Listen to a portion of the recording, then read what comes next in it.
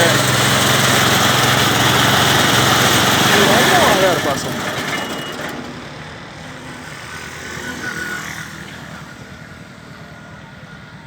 भाई ठंडा करना।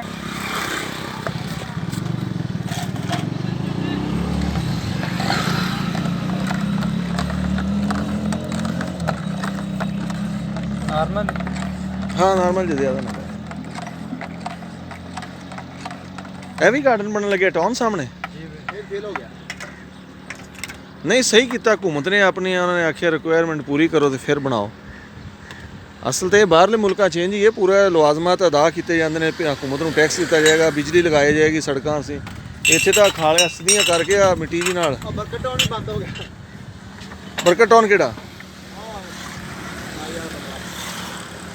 ਉਹ ਤੇ ਬਣਿਆ ਪਿਆ, ਹੁਣ ਉਹਨੇ ਬੰਦ ਕੀ ਹੋਣਾ? फेल करता हो जी।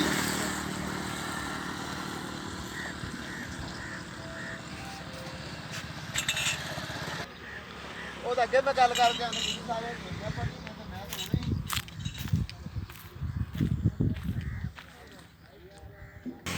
चलो चलो।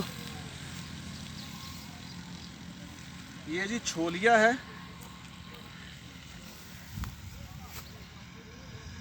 ये देखिए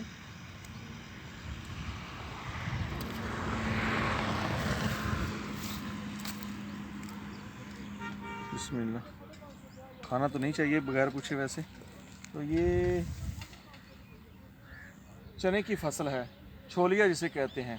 बिल्कुल तैयार है, मार्केट में अभी आ रहा है। तो देखिए माशाल्लाह कितना खूबसूरत है। चले गन्ने का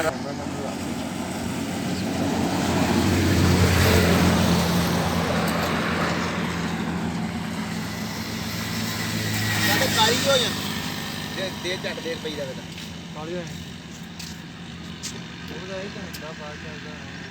गन्ने का रस मियाँ मियाँ बहुत मज़ेदार, सेहत के लिए भी बहुत अच्छा है, पीते रहा करें।